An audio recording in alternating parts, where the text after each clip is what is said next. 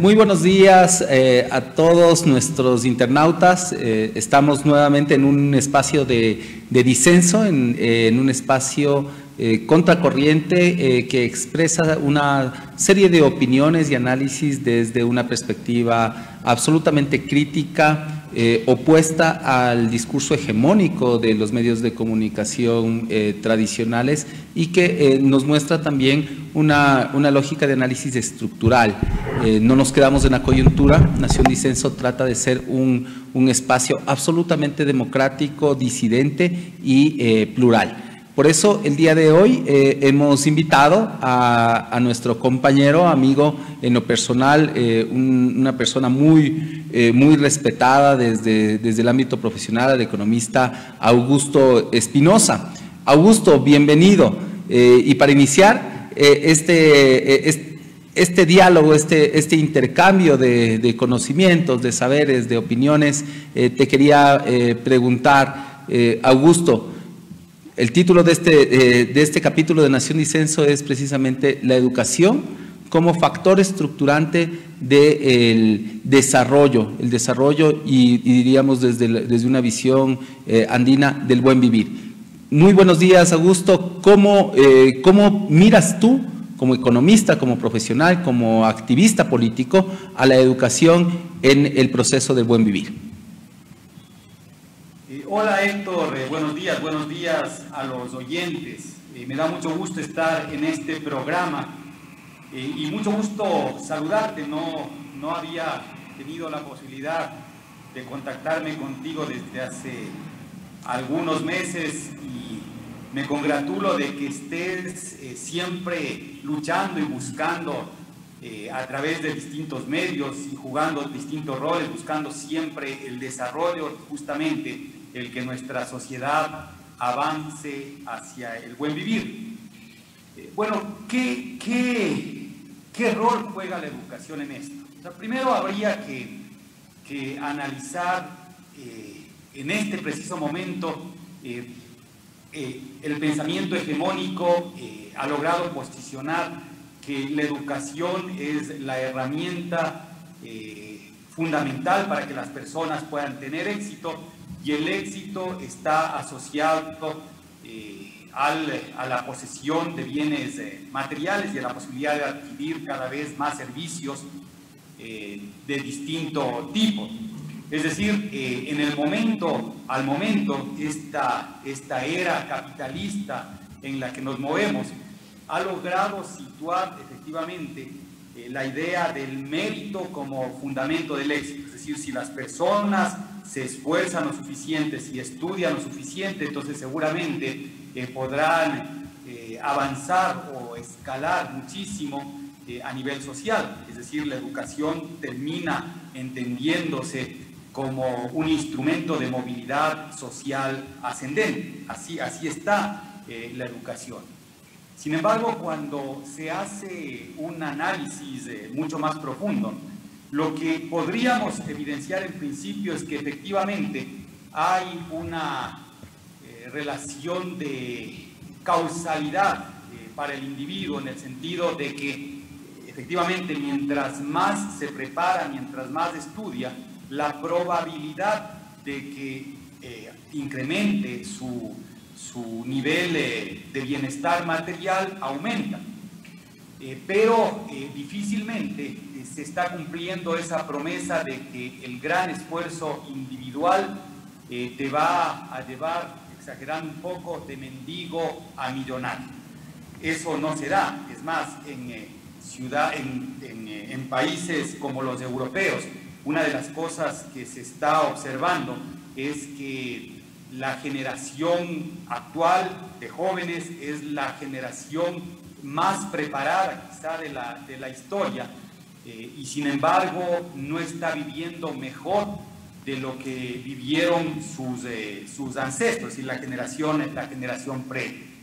Entonces se va rompiendo este mito de que solo la educación es la que va a permitir una movilidad social ascendente, y comenzamos a cuestionar el modelo en el que nos estamos moviendo. Es decir, es suficiente con que en los países transformemos radicalmente la educación para hacerla mucho más efectiva en términos de mejorar los resultados del aprendizaje, para que con eso se produzcan transformaciones sociales profundas.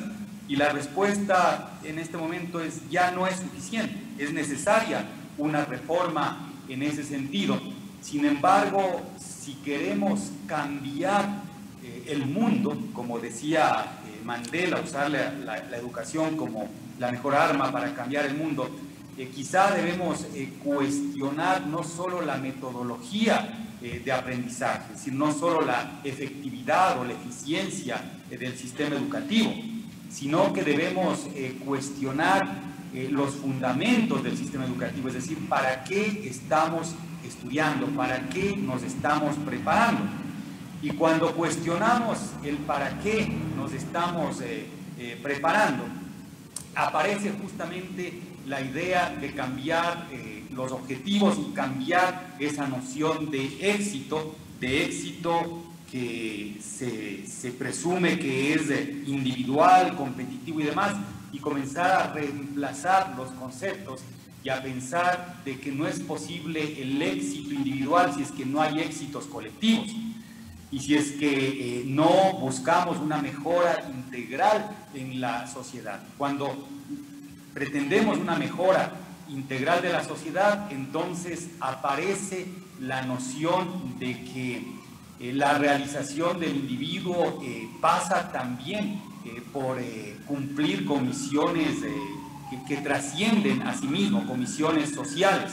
Y entonces comenzamos a pensar que la educación debe servirnos para una mejora de la sociedad.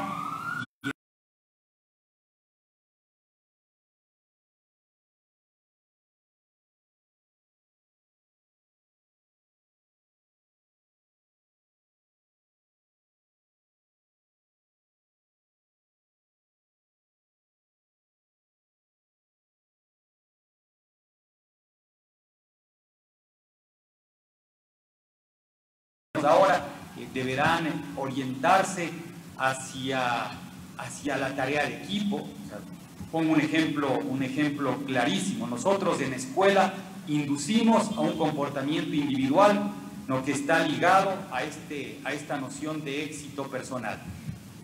Algo que es quizá un tabú, hablar de lo que voy a hablar, quizás se considera un tabú. Por ejemplo, el abanderado, premiar al individuo que lleva la bandera en las ceremonias de grado. ¿No será que estamos premiando solo el buen desempeño individual? ¿Y no será que en todo el proceso de formación le fuimos llevando al individuo a que efectivamente solo piense en sí mismo? Entonces, si cambiamos ya la perspectiva de la educación, quizá deberíamos buscar metodologías en donde pretendamos resolver los problemas de manera colectiva.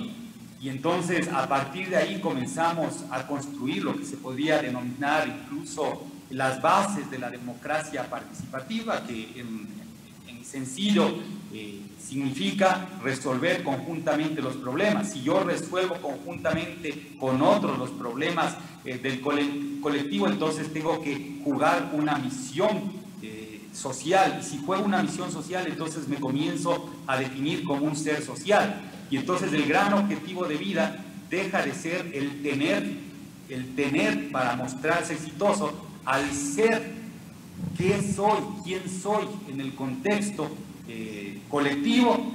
Y una vez que me defino como un ser, entonces puedo bien ser para bien hacer las cosas, y la consecuencia termina siendo el tener, porque el buen vivir implica también el tener un cierto nivel de vida confortable, que nunca llegue a los excesos, porque el exceso de unos es las carencias de otro.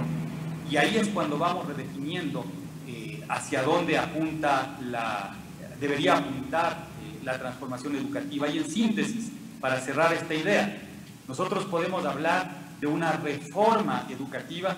La reforma educativa indiscutiblemente lo que podría hacer es igualar en algo la cancha en la que tienen que jugar todos los seres humanos en este contexto capitalista, e igualar la cancha implicaría mayor cobertura educativa, que todos tengan acceso a buena educación, a educación de calidad, y la calidad tiene que definirse como la posibilidad de desarrollar las herramientas, capacidades, competencias fundamentales para desenvolverse en esta era del conocimiento, en donde ya no se necesita solo estar facultado para seguir instrucciones, sino que cada ser humano tiene que formarse como un descubridor, como una persona que use el conocimiento para resolver problemas que siempre son diferentes. Esa es una reforma educativa y el progresismo debe impulsar esa reforma educativa.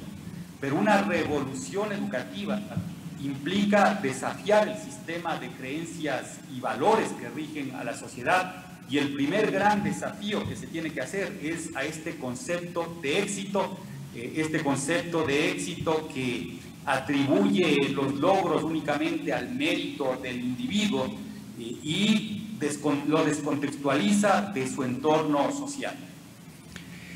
En perspectiva, esta ruptura de lo que técnicamente se denominaría el individualismo metodológico, el pensar de manera egoísta en un ser de acumulación individual y no en la colectividad, en un ser, los economistas le llaman el homus economicus, ¿no? Ese ser racional, egoísta, absolutamente aislado y coherente con su premisa de éxito, como lo mencionabas, necesita una serie de elementos para poder transitar de un estadio de bajos ingresos a de altos ingresos, y eso nos han vendido el paradigma de la educación como un instrumento de riqueza, como un acervo de acumulación individual donde antepones incluso el título. Dices, el ingeniero tal, no me digas Héctor, yo ingeniero,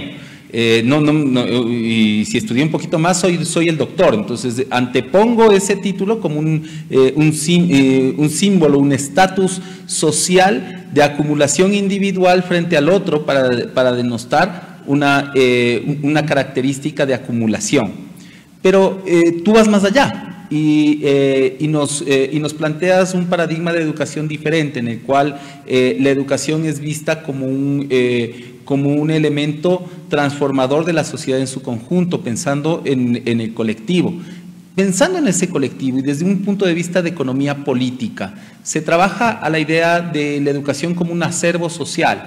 O sea, pensemos en los economistas clásicos, nos hablaban de tierra, capital y trabajo. Y en la denominada sociedad de la información, en la sociedad red, como le denomina Castells, el acervo fundamental viene a ser la tecnología, el conocimiento.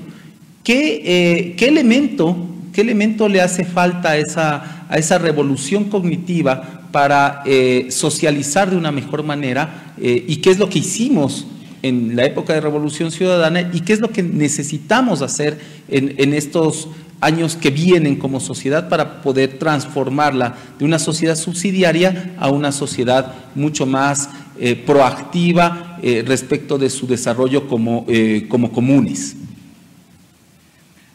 Lo primero, este concepto del homo economicus, ¿no? Yo creo que más allá de la lectura teórica que se puede hacer de la racionalidad del ser humano y de su relación con nosotros en función precisamente de sus cálculos racionales, más allá de lo que se lee en la literatura económica convencional, ortodoxa, yo creo que más bien nosotros vivimos desde la irracionalidad. Es decir, el ser humano en el modelo en el que nos hemos insertado, vivimos permanentemente trabajando desde los principios más fundamentales del ser humano, es decir, la sobrevivencia y la emoción. O sea, cuando tú ves esta dinámica del egoísmo, del individualismo, y de la comparación con los otros para definir si es que soy exitoso o no. En la práctica lo que estás haciendo es abandonando la racionalidad, siendo absolutamente emocional y buscando permanentemente la sobrevivencia, y además una sobrevivencia irracional, porque no es suficiente con tener mucho, sino que piensas que para sobrevivir tienes que tener siempre más y más que el otro, entonces te vives comparando. La emoción, el egoísmo como emoción, es el que te mueve, porque si le ves al vecino que tiene algo más, te esfuerzas por tener algo más, es completamente irracional. Después hay mucha irracionalidad en el sistema. Cuando ves unas brechas sociales tan grandes y que en el mundo el 1% de la población tenga tanta riqueza o mayor riqueza que el 50% de menores ingresos, o sea, ves que vivimos en un mundo absolutamente irracional y nos están haciendo creer que somos racionales. En definitiva, yo creo que efectivamente el ser humano actúa fundamentalmente movido por la sobrevivencia, por la emoción y después por la racionalidad. Entonces, en este proceso de transformación, en este proceso de cambio para generar mayor justicia social, una de las cosas que tenemos que hacer es primero apelar a la racionalidad, ¿no? Para sensibilizar, para decirle a la gente, miren, esto no está bien, no está funcionando. Y de hecho, claro, la enorme desigualdad que ha generado el modelo ya genera reacciones, y las reacciones son producto de que se despiertan nuevas emociones y se comienza a cuestionar lo que está sucediendo. En ese cuestionamiento, creo que no nos debemos quedar en la trampa o permanecer entrampados en la idea de que el cambio educativo debe enfocarse solo hacia la transformación en el ámbito económico. O sea, creo que es necesario, es fundamental que pensemos en esto, pero no deberíamos quedarnos solo en eso.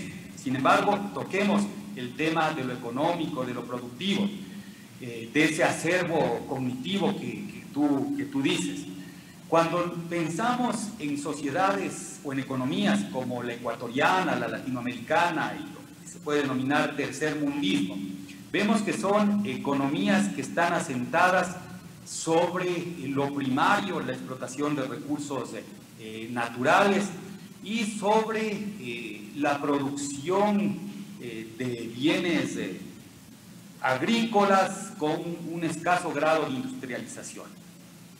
Si es que nosotros vemos cuál es la fuente de rentabilidad para el capitalista en estas actividades, lo que descubrimos es que solo pueden ser rentables si se produce la explotación o de la naturaleza o del ser humano.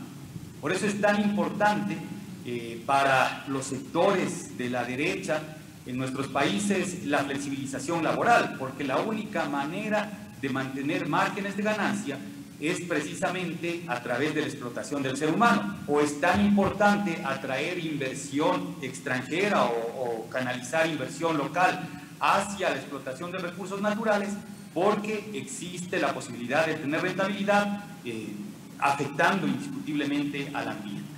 Entonces, si nosotros pensamos que nuestras economías estarían fundamentadas en estos sectores y que estos sectores demandan rentabilidad en función de la explotación de la naturaleza o del ser humano, es indiscutible que con una mente progresista deberíamos buscar un cambio de lo que se ha denominado matriz productiva. ¿Para qué?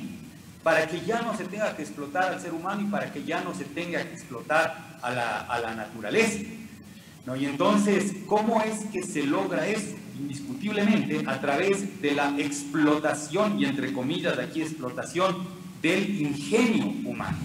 Es decir, nosotros debemos formar personas que precisamente puedan desarrollar soluciones a sus problemas y esas soluciones a los problemas estén basadas fundamentalmente en la aplicación de conocimiento que ya esté creado, pero también en la creación de nuevo conocimiento. Por eso era fundamental, pero así recontra que básica, la noción de fortalecer los sistemas educativos y fortalecer el sistema educativo, desde el sistema educativo general intentando un cambio en el modelo pedagógico. Es un cambio en el modelo pedagógico que no podría ser muy rápido porque tenemos un cuello de botella y el cuello de botella son las capacidades de la planta docente. Entonces habría que transformar y dotar de capacidades nuevas a la planta docente para que generen innovaciones pedagógicas, y la innovación pedagógica fundamentalmente tiene que ser dar el salto del aprendizaje pasivo, es decir, donde el docente es emisor y el estudiante receptor, a un aprendizaje activo en donde el estudiante es descubridor, el estudiante investiga, el estudiante desde pequeños problemas en la infancia hasta cuando ya se gradúa como bachiller, va resolviéndolos en equipo con procesos de investigación en principio aplicada, pero se va acostumbrando al estudiante a trabajar en la recopilación de datos, en sistematizar esos datos para que se conviertan en información, y cuando la información se aplica a la solución del problema, entonces eso se transforma en conocimiento. Entonces, Augusto, perdón que te interrumpa, justamente en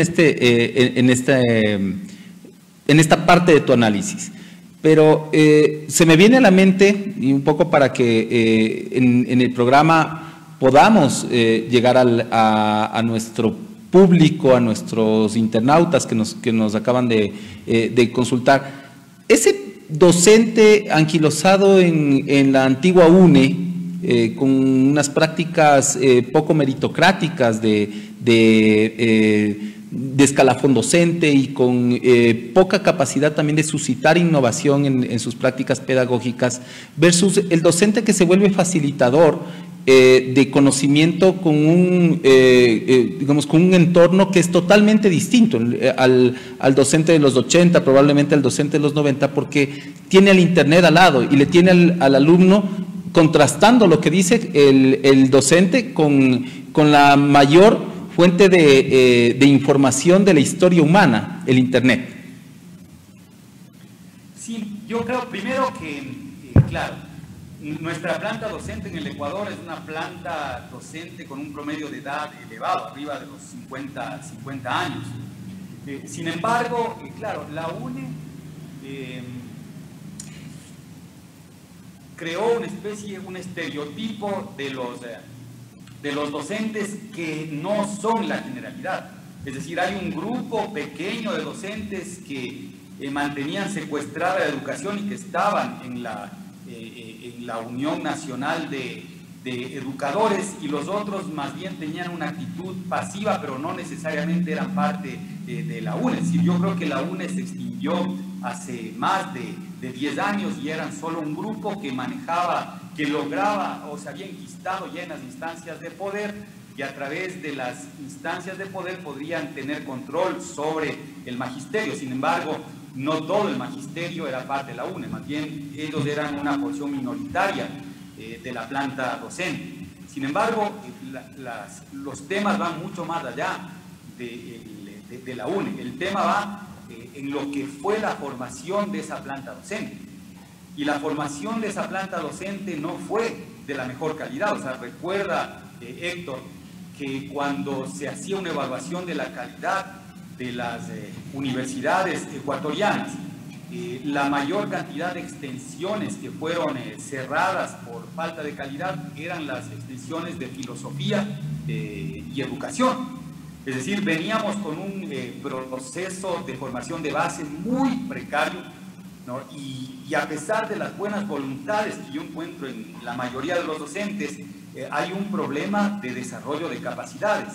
Y entonces, si es que hay buena voluntad, si hay convicción en que se debe transformar la educación, al Estado le corresponde hacer una enorme inversión para, primero, dotar de capacitación y de formación a la planta que está en este momento trabajando en el sistema público de educación.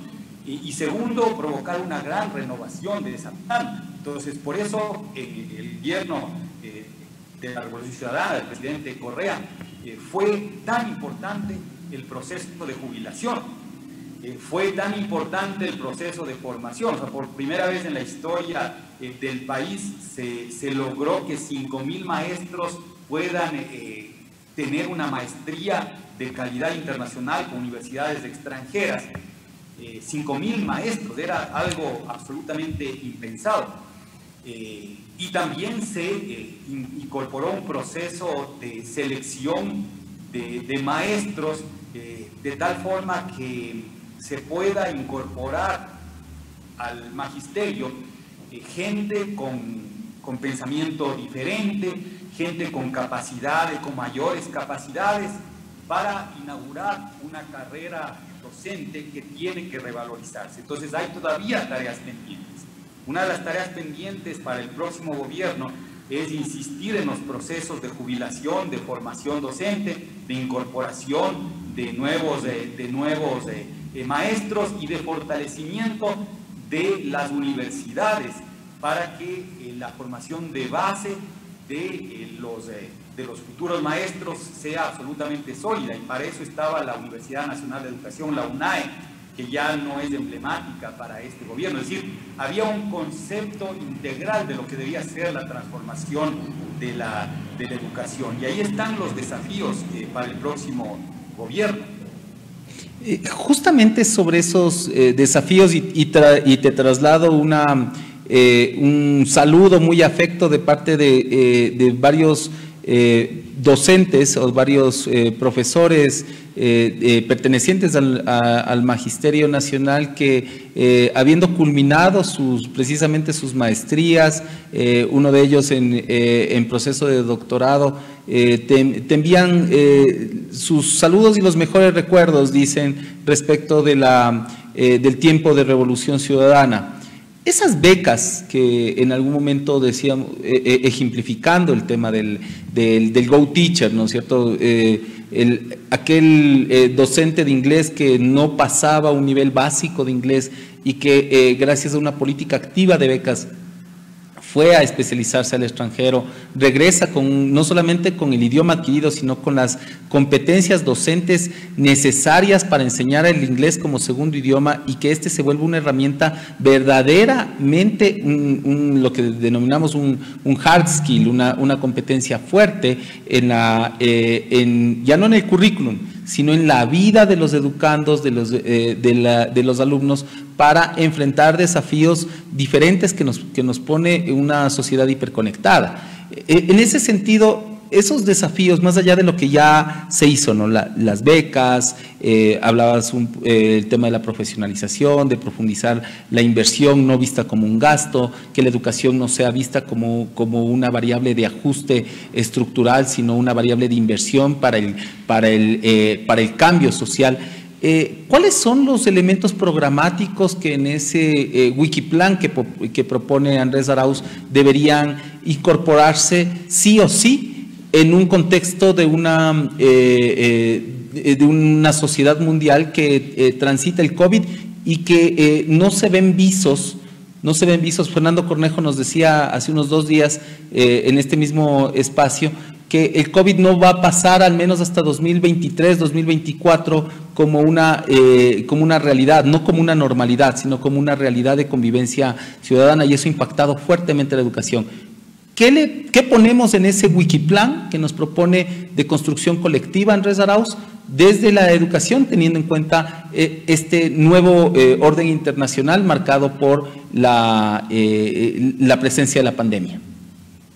Bueno, primero que la pandemia lo único que ha hecho es evidenciar la crisis previa, es decir, ha hecho mucho más patético lo que ya se veía que estaba pasando en educación.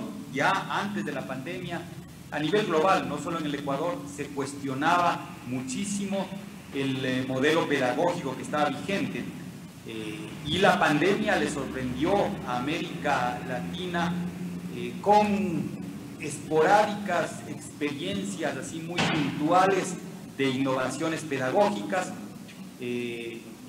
y sí, lo que más logró América Latina antes de la pandemia es aumentar la cobertura. Es decir, antes de la pandemia, ¿qué había logrado América Latina? América Latina había logrado una amplia cobertura educativa, una creciente cobertura educativa, es decir, en términos de inclusión se estaba avanzando de manera importante.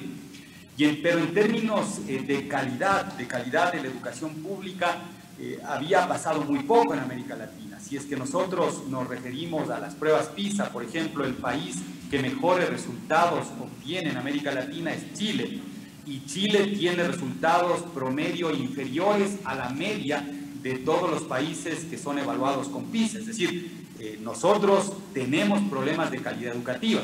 En este contexto, el Ecuador había sido, en cambio, en América Latina, uno de los países que más había avanzado a nivel de calidad, pero todavía ni siquiera llegaba al nivel de Chile. Habíamos pasado de los últimos lugares a un promedio en América Latina, es decir, había mucha tarea pendiente.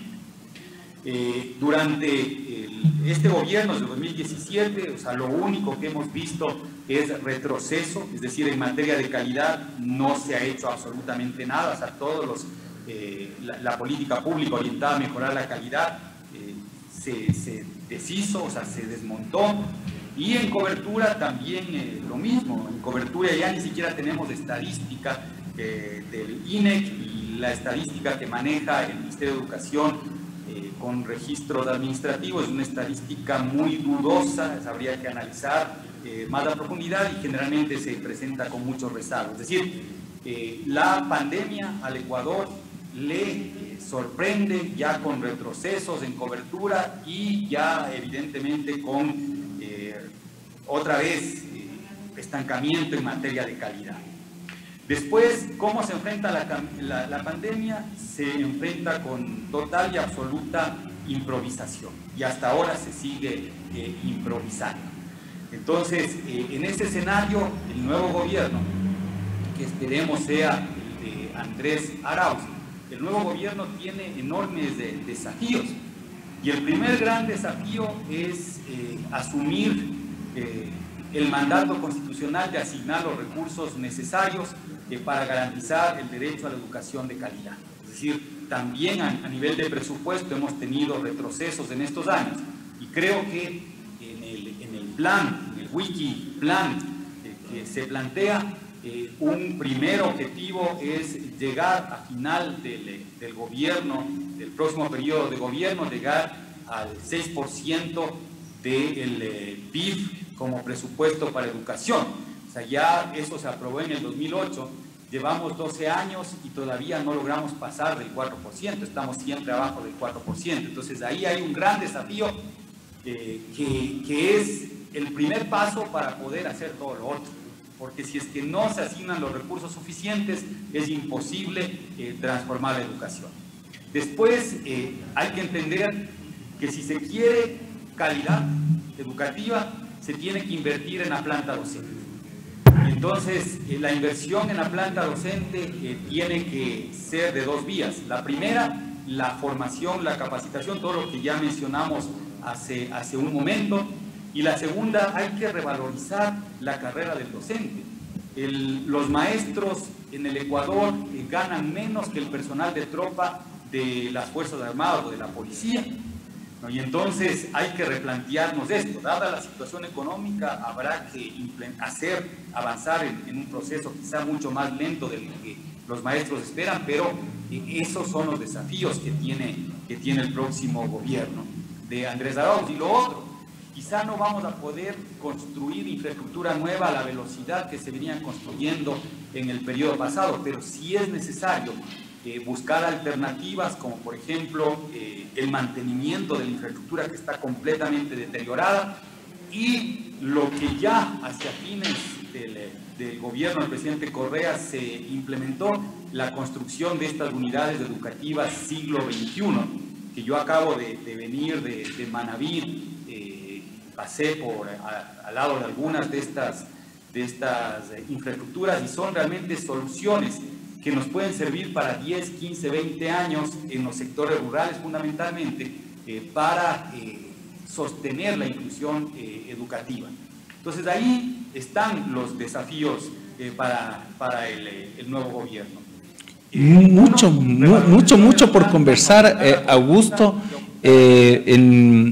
Lamentablemente, creo que, no lamentablemente por hoy, sino por nuestros escuchas, vamos a tener que dividir esta intervención y comprometerte para hablar de varios temas que se nos quedan en la galera, como dicen, ¿no? Primero, teleeducación. ¿Qué esperamos de la teleeducación, teniendo en cuenta en un país que tiene una brecha digital enorme y que hoy por hoy con el nivel de desempleo que tiene la gente y de la exclusión económica, le deja sin el derecho a la educación a gran cantidad de gente? Inclusive cerrando los infocentros se deja de atender a una enorme cantidad de la población que simplemente no puede asistir a la educación, o familias enteras que con un solo dispositivo con acceso a internet tiene que conectar al teletrabajo de los padres, a la familia con 2 o 3 hijos, a la escuela, al colegio, y sin poder efectivamente tener una calidad efectiva de educación. Yo creo que esos son los temas, y quisiera comprometerte para desarrollar una intervención ya más holgada en un espacio de 1 hora, que nos puedas facilitar para nuestros televidentes en todo el mundo. Que a propósito, desde Nancy Fiallo te envía un saludo desde Nueva York, Jorge Luis Zapata también te envía otro caluroso saludo, y Víctor Hugo también te envía un saludo desde Santo Domingo. Gente comprometida. Jenny Mero desde el Carmen también nos envía un saludo enorme, querido compañero, nos dice. Un saludo para todos los maestros, maestras, y para los compatriotas que están conscientes de que la educación o la transformación de la educación es fundamental para cualquier proceso de cambio en el país que se oriente a generar mayor justicia social. Para mí también ha sido un gusto, Héctor, conversar contigo, y siempre estoy dispuesto para hablar en los espacios que tú vas creando, pero también para hablar de estos temas educativos que terminan siendo un compromiso de vida. Uno no puede desentenderse de estas luchas que deberán estar con nosotros permanentemente.